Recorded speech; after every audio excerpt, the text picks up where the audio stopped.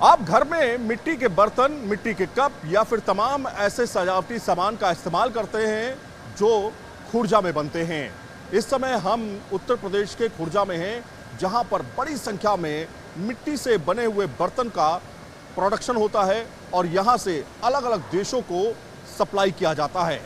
एक pottery form में इस समय मौजूद हैं। ये पॉटरी फॉर्म अब धीरे धीरे काफ़ी ज़्यादा बढ़ते जा रहे हैं, रोजगार भी इनसे बढ़ता जा रहा है। लेकिन एक समय तब आया था जब कोरोना काल में इस पूरी इंडस्ट्री को एक तरह से ठप कर दिया था। डिमांड बिल्कुल नहीं थी और सप्लाई तो ना के बराबर थी। लगातार ये पूरी इंडस्ट्री घाटा झेल रही थी और लोगों को इससे काफ़ी ज़्यादा नुकसान भी हुआ था।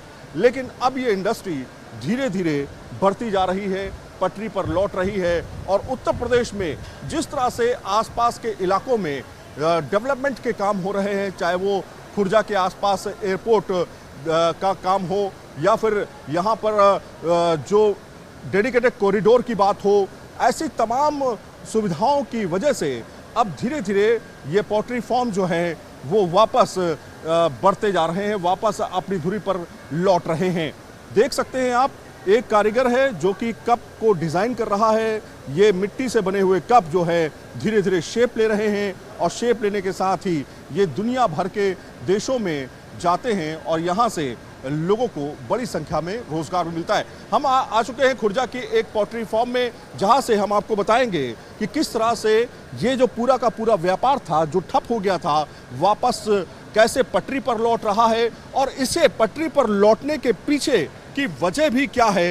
ये सारी चीज़ें हम आपको बताएंगे ताकि आप ये समझें कि किस तरह से अब ये पूरा का पूरा इंडस्ट्री सेक्टर अब बड़े लेवल पे बढ़ता जा रहा है, कितने लोगों को इसमें रोजगार मिल रहा है, वो सब कुछ आपको बताएंगे ताकि आप समझें कि किस तरह से खुर्जा जो है दुनिया भर में अपने मिट्टी के बर्तनों के लिए जाना जाता है।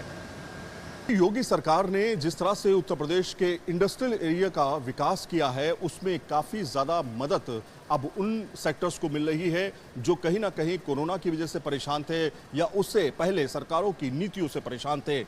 कोरोना काल में काफ़ी ज़्यादा पॉटरी फार्म को नुकसान हुआ, लेकिन अब ये सारे पॉटरी फार्म जो हैं तेज़ी से काम कर रहे हैं और पूरी दुनिया में नाम कर रहे हैं। जहां पर मैं मौजूद हूं, ये एक पॉटरी फार्म है खुर्जा का। लेकिन सबसे पहले आपको बताते हैं कि ये पॉटरी फार्म में किस तरह से बर्तन बनाए जाते हैं। आप सबसे पहले देखिए, ये इंडस्ट्री है। यहाँ पे इंडस्ट्री के अंदर जो मशीनें हैं, यहाँ से रॉ मटेरियल जो है गुजरात के अलग अलग इलाकों से लाया जाता है।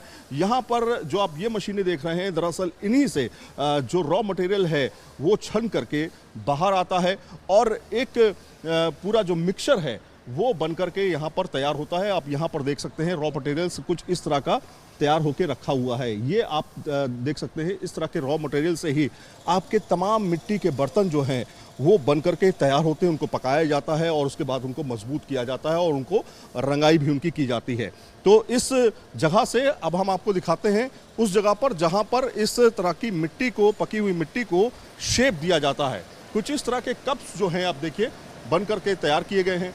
यहाँ पर अलग अलग तरह के बर्तन, अलग अलग तरह के कप, अलग अलग तरह के पॉट्स, अलग अलग तरह के खूबसूरत कमल जो हैं वो डिज़ाइन किए जाते हैं। यहाँ पे आप देखिए, ये एक छोटा सा, ये आप देखिए कमल का फूल कहेंगे इसको। ये कमल का फूल जो है वो यहाँ पर डिज़ाइन किया गया है। हाँ, कुछ इस तरह से सजावटी सामान जो हैं और या फिर घर के बर्तन जो हैं उनको यहाँ पर बनाया जा रहा है। लेकिन ये बनते कैसे हैं ये भी आपको हम दिखा देते हैं कि किस तरह से शेप में ढाल करके, किस तरह से सांचे में ढाल करके इसको तैयार किया जाता है। तो आइए आपको दिखाते हैं यहाँ से शुरुआत जो होती है वो इस पूरे प्रोसेस की शुरुआत कैसे होती है। हमने आपको रॉ मटेरियल दिखाया, रॉ मटेरियल से पहले देखिए किस तरह से इसको शेप दे करके तैयार किया जाता है। पूरी एक बड़ी फैक्ट्री के अंदर हम मौजूद हैं और इस बड़ी फैक्ट्री में आप देखिए लगातार वर्कर्स जो हैं काम कर रहे हैं और अलग अलग पॉट्स को तैयार कर रहे हैं। अब देखिए यहाँ पर सबसे पहले जो रॉ मटेरियल था जो हमने आपको दिखाया था, ये रॉ मटेरियल, इस रॉ मटेरियल का इस्तेमाल जो है कैसे सांचे में ढाल करके तैयार किया जाता है वो भी हम आपको दिखाते हैं। ये देखिए, ये सांचे में ढाल करके इस तरह की डिज़ाइन जो है वो निकाली जाती है और ये सांचा है और यहाँ से देखिए ये कप बन करके तैयार हो गया। ये बड़ा सा एक कप है, मग है, इसको मग कहेंगे।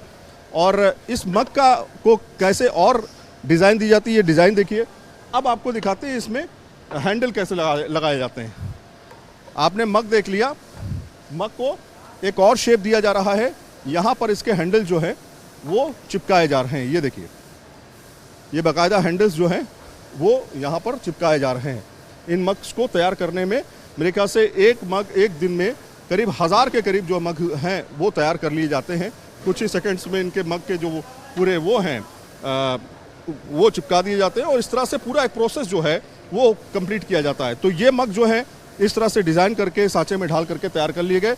इसके बाद ये जाएंगे रंगने के लिए, शेप के लिए, पकने के लिए। उसके बाद ही ये लोगों तक पहुंचेंगे। हमारे साथ सर आपका नाम क्या है और ये क्या प्रोसेस है? मेरा नाम मोहम्मद आरिफ खान है और ये इस वक्त जो कर रहे हैं ये हैंडल जॉइंटिंग कर रहे हैं। हैंडल जॉइंटिंग के बाद ये जाएगा फिनिशिंग पर।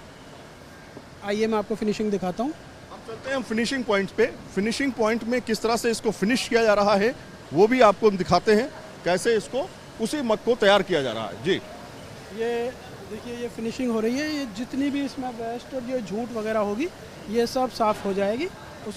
इस प्रोसेस को फिनिशिंग कहते हैं। जब ये फिनिश होने के बाद ड्राई हो जाएगा, सूख जाएगा, उसके बाद ये ग्लेजिंग पर जाएगा। मल्टीपल कलर्स होते हैं, अलग अलग कलर जो आप देखते होंगे, लाल पीले रंगीन कलर होते हैं, ये उन कलर्स में जाएगा और उसके बाद लास्ट में ये फर्नेस में जाएगा पकने के लिए। मतलब 4 से 5 प्रोसेस में सारा काम होता है। 4 से 5 प्रोसेस तो नहीं, प्रोसेस तो ज़्यादा होते हैं। जैसे आप हैंड पेंटिंग देखेंगे तो उसमें एक प्रोसेस हैंड पेंटिंग भी बढ़ जाता है। ये फ़िलहाल मैं आपको हैंड पेंटिंग वाला नहीं दिखा रहा हूँ, फ़िलहाल मैं आपको दिखा रहा हूँ कलर मग जो होते हैं। तो अब ये ग्लेजिंग पर जाएगा। ग्लेजिंग देखना चाहेंगे? आइए ग्लेजिंग देख लेते हैं, ग्लेजिंग कैसे की जाती है इन मग्स की।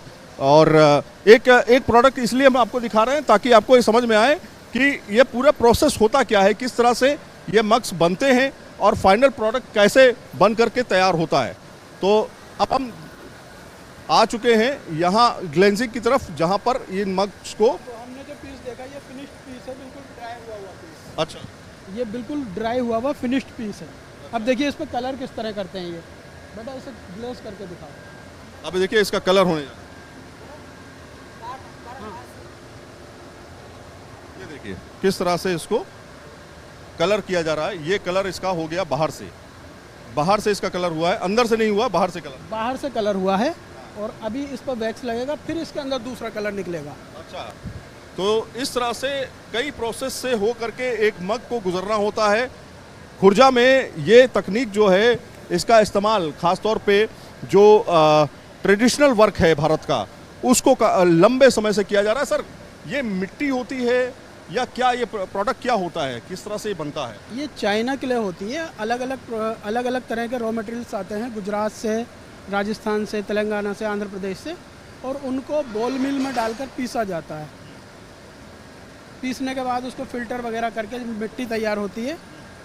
उस मिट्टी को क्या कहेंगे? उस मिट्टी को चाइना क्ले बोलते हैं सर, चीनी मिट्टी, और उससे ये पीसेस तैयार होते हैं। तो चीनी मिट्टी के बर्तन जो होते हैं, हाँ, तो वो पूरी तरीके से तैयार किए जाते हैं। तो यहाँ पर कितने वर्कर सर काम करते हैं? लगभग तकरीबन इस समय होंगे 150 वर्कर्स होंगे इस समय। 150 वर्कर्स यहाँ पर काम करते हैं। तो पहले के मुकाबले जब कोरोना काल था उस समय क्या वर्कर्स कम हो गए थे और अब डिमांड क्या बढ़ रही है पहले के मुकाबले? कोरोना काल में तो बहुत बुरा हाल था, फैक्ट्रीज बंद हो गई थी, आपको मालूम है। कोरोना काल में तो बहुत बुरा हाल था, फैक्ट्री बंद हो गई थी।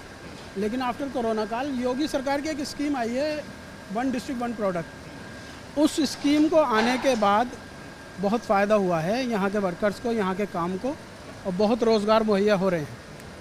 रोज़गार मुहैया हो रहे हैं, साथ में जो डेवलपमेंट्स के काम जो हो रहे हैं अलग अलग क्षेत्रों में, आपके आसपास देखिए एयरपोर्ट्स आ रहा है, या फिर जो आपका कॉरिडोर बनाया जा रहा है, रेलवे कॉरिडोर पूरा तैयार कर रहा है, इन सब से सप्लाई में फ़ायदा होगा? अभी तो देखिए एयरपोर्ट चालू हुआ नहीं है, कार्गो चालू होगा, जाहिर सी बात है हमारी विदेशों तक पहुंच बढ़ेगी। हालांकि विदेशों तक तो एक्सपोर्ट अब भी हो रहा है, बट अभी एयरपोर्ट बनने के बाद और ज़्यादा स्पीड बढ़ने की चांसेस हैं। स्पीड बढ़ने के चांसेस हैं, बिल्कुल सही बात कही है। और जिस तरह से, हाँ, इसके बाद का प्रोसेस भी हम समझ लेते हैं। हम आपको प्रोसेस भी समझा रहे हैं और आपको हम इंडस्ट्री किस तरह से बढ़ रही है कोरोना काल के बाद में वो भी आपको बता रहे हैं। तो चलिए नेक्स्ट प्रोसेस की तरफ आगे बढ़ते हुए चलते हैं। आपने ग्लेज होते हुए पीस देखा था, और वो ग्लेज होने के बाद पीस हमारा बिल्कुल कंप्लीट हो गया, तैयार हो गया। अच्छा। अब ये हमारी फर्नेस है, इस फर्नेस में ये पीस लग गया, आप देख रहे हैं। यहाँ पर हमारे पास ये ट्रॉलीज़ होती हैं, ये देखिए, मैं आपको ट्रॉली दिखाना चाहता हूँ। ये ट्रॉलीज़ होती हैं और इन ट्रॉलीज़ में माल भरते हैं, यहाँ पर इस तरह लाते हैं और ट्रांसफ़र लाइन से इसको यहाँ पर ले आते हैं। ऑटोमेटिक सिस्टम से अब ऑटोमेटिक सिस्टम होता है, ये पुशर होता है। इस पुशर को हमने, जैसे इस समय पुशिंग हमारी 1 घंटा की चल रही है, तो ये ट्रॉली 1 घंटे के अंदर इसको पुश हो जाएगी पूरी अंदर। और पकाने का मामला है। हाँ, उसके बाद ये ट्रॉली धीरे धीरे धीरे धीरे आगे बढ़ती रहेगी। और अभी ट्रॉली जो है ये पकने के लिए आगे बढ़ेगी और ये पूरे बर्तनों को पकाएगी, और पकाने के बाद इसीलिए वो मजबूत हो जाते हैं। क्यों सर? मजबूती इसीलिए उनमें आती है पॉट्स में, ताकि वो पक जाएं अच्छे से, और पकने के बाद जो है वो कठोर हो जाते हैं। तो ये पूरी प्रोसेस जो है यहाँ से होते हुए अंदर से ट्रॉली जाती है। वो इसमें फायर चैम्बर में आ जाएगी 12 घंटे बाद। आफ्टर 12 आवर्स वो इस फायर चैम्बर में आ जाएगी। और एक ट्रॉली तकरीबन 4 घंटे इस फायर चैम्बर में रहती है। कितने घंटे? एक ट्रॉली तकरीबन 4 घंटे इस फायर चैम्बर में रहती है, जो 1200 डिग्री सेंटीग्रेड पर पकाई जाती है। 1200 डिग्री सेल्सियस। 1200 डिग्री सेंटीग्रेड पर पकने के बाद वो पक जाती है। जिस तरह वहाँ से थोड़ी थोड़ी गर्म होती आई है, इसी तरह इस फायर चैम्बर, यहाँ पे जी हाँ, ये फायर चैम्बर है ना, इसके अंदर 1200 डिग्री सेंटीग्रेड फायर है। तो अब इस फायर से निकलनी शुरू हो जाएगी, और धीरे धीरे धीरे धीरे वो ठंडी होनी शुरू होनी चालू हो जाएगी। और आइए मैं आपको दिखाता हूँ। करीब कितने मीटर लंबी होगी सर ये? इसके अंदर 24 ट्रॉली आती हैं, और जो हमने ट्रॉली अभी वहाँ देखी थी, वो आफ्टर 24 आवर्स वहाँ पर निकलेगी। 24 घंटे के बाद वहाँ निकलेगी। तो एक कप को तैयार होने में करीब करीब 24 घंटे लग जाता है। पकने में, जी हाँ, 24 घंटे। पकने में 24 घंटे लग जाता है। अब आखिरी पॉइंट पे हम चलते हैं, जहाँ पर तमाम तरह के प्रोडक्ट्स जो है बाहर निकलते हैं पकने के बाद। ये देखिए, ये पके हुए पीस हैं। ये क्या इसी तरह का कलर आ जाता है क्या इसमें? अलग अलग तरह के मल्टीपल कलर्स हैं। ये देखिए, स्काई ब्लू है, ये ग्रे है, ये पिंक है। जैसा भी हम ग्लेज करेंगे वही कलर इसमें आ जाए। जो ट्रॉली हमने वहाँ डाली थी, अभी डाल रहे हैं, वो आफ्टर 24 आवर्स यहाँ पे निकलेगी। यहाँ पे बहुत ज़्यादा हीट है, और जितनी हीट वहाँ पे थी 1200 डिग्री सेल्सियस पर इसको पकाया जाता है। और आप देखिए, आप यहाँ से इस फायर चैम्बर्स को देख सकते हैं। इधर आइए, ये देखिए पूरा फायर चैम्बर है। ये देखिए सर, अब ये जो ट्रॉली थी हमने कल इसी समय डाली थी। ये जो ट्रॉली अब निकल के आ रही है, कल हमने इसी समय वहाँ डाली थी, और आफ्टर 24 आवर्स ये यहाँ पर पक के तैयार। आप देखिए ऊपर अगर आप दिखाएंगे थोड़ा सा, तो आग उसमें लगी हुई है अंदर, बाकायदा आग से जो है पक करके ये यहाँ पर पहुँचती है। ये देखिए पूरी आग लगी हुई है अंदर चैम्बर के अंदर। 1200 डिग्री सेल्सियस के तापमान पे इसको जो है पकाया जाता है, और पकने के बाद 12 घंटे के बाद जो है, करीब ये 24 घंटे के बाद जो है, वो ट्रॉली जो है धीरे धीरे मूवमेंट करते हुए अपने आप आती है ऑटोमेटिक तरीके से। अच्छा, पुश करते हुए ये धीरे धीरे जो है ये ट्रॉली बाहर निकलती है, और यहाँ से प्रोडक्ट्स जो है वो बाहर निकाल करके अलग ट्रॉली पर यहाँ पर ले आ जाते हैं। तो यहाँ पे आपने देखे ये ट्रॉली का इस्तेमाल किस तरह से किया जा रहा है। इस तरह से फिनिश प्रोडक्ट जो है यहाँ पे आपको, अभी भी ये फिनिश नहीं है, हम कहेंगे ये फाइनल नहीं है, लेकिन ये पकने के बाद जो है, देखिए गर्म है अभी ये गर्म है। तो ये पकने के बाद जो है ये चीनी मिट्टी के बर्तन जो हैं इस तरह से बनकर तैयार हो जाते हैं। अब इसके बाद का प्रोसेस क्या है, किस तरह से इनकी पेंटिंग की जाती है, किस तरह से प्लेट्स बनाई जाती हैं, किस तरह से कप्स बनाए जाते हैं, और उन पे किस तरह की कलाकृतियाँ की जाती हैं, ये सब कुछ आपको बताते हैं। चलिए अगले चरण की तरफ चलते हैं, किस तरह से आपके घर में आपके टेबल पे रखा हुआ चीनी मिट्टी का बर्तन बनकर तैयार होता है। आइए हमारे साथ। आपने रॉ मटेरियल से किस तरह से चीनी मिट्टी के बर्तन तैयार किए जाते हैं वो समझा, किस तरह से उस चीनी मिट्टी के बर्तन को पकाया जाता है वो भी देखा। 1200 डिग्री के तापमान पे उन्हें पका करके 24 घंटे के अंदर उन चीनी मिट्टी के बर्तन को बाहर निकाला जाता है। अलग अलग कलर्स में वो बाहर निकलते हैं, लेकिन उसके बाद भी काम होता है। उसके बाद क्या होता है कि पेंटिंग्स जो आप देखते हैं, बेहतरीन पेंटिंग्स, कभी फ्लावर्स देखते हैं, कभी कोई कलाकृति देखते हैं, पत्तियां देखते हैं, वो सब पेंटिंग कैसे होती है उन बर्तनों पे। अब आप देखिए यहाँ पे लाइव डेमोन्स्ट्रेशन चल रहा है, पेंटिंग की जा रही है। अभी आप देखिए किस तरह से इन बर्तनों को पेंट किया जा रहा है। ये सब हाथों से होता है। हाथों से मैं इसलिए क्योंकि भारत में ही मशीनों का इस्तेमाल कम करते हुए हाथों से जो तकनीक से काम करता है, बारीकी से काम करता है, उसकी डिमांड कहीं ना कहीं काफ़ी ज़्यादा रहती है विदेशों में। इसीलिए बर्तन जो है, चीनी मिट्टी के बर्तन भारत से बड़ी संख्या में खुर्जा से जाते हैं और ये एक व्यापार का बड़ा हिस्सा भी कवर करते हैं। सर ये बताइए कि यह अभी आप क्या कर रहे हैं? ये सर मैं हैंड पेंटिंग कर रहा हूँ और ऊपर वाले की कृपा से मैं स्टेट अवार्ड विनर हूँ पेंटिंग में। अच्छा, वो मेरा सर्टिफिकेट है। ये हैंड पेंटिंग हो रही है इस समय। ये इस समय इसका तैयार पीस है। अच्छा, जैसे आपने यहाँ पे हैंड पेंटिंग की है, ये वाला फ्लावर ये वाला फ्लावर जो है ये बनाया है। जी हाँ, जी हाँ। ये बनके तैयार है, ये बन रहा है। हाँ, तो अभी हम इस तरह एक एक पीस ये सब हाथ से होता है हाँ। और काफ़ी मेहनत होती है इन पीसेस में। कभी भी इस तो तरह से कलर्स को उकेरा जा रहा है चीनी मिट्टी के बर्तन में। इस तरह से धीरे धीरे हर एक जो प्रोडक्ट है उस पर समय दिया जाता है। आप देखिए बाकायदा ब्रश से तैयार किया जा रहा है। तो इस तरह से कितने समय में अगर हम कहें कि एक पॉट बनकर तैयार होता है? एक पॉट तकरीबन आधा घंटे में तैयार हो जाता है। आधे घंटे में तैयार। इसमें जो सारे कलर्स हैं वो आधा घंटे में लग के तैयार हो जाएंगे। और मेरी सभी लोगों से ये भी अपील है कि उनको तोड़ते वक्त ज़रा ध्यान रखा करें, बड़ी मेहनत होती है। आप सोचते होंगे कि एक कप टूट गया तो क्या हुआ, एक गिलास टूट गया तो क्या हुआ, लेकिन उसके पीछे की मेहनत अगर आप देखेंगे तो जो हम दिखा रहे हैं आपको, हर एक प्रोडक्ट को ऊपर बाकायदा नज़र गड़ा करके मशीन से नहीं बल्कि हाथों से तैयार किया जाता है। कुछ इस तरह से यहाँ पर भी आप देखेंगे तो ये इस तरह के प्रोडक्ट्स जो हैं, इस तरह के उत्पाद जो हैं, ये देखिए कितनी बारीकी से काम किया गया है इन पे। और ये अभी फिनिश नहीं है, फिनिश होने में इनको वक्त लगेगा, लेकिन ये फिनिश होने के बाद जो है कुछ इस तरह से बनकर निकलते हैं।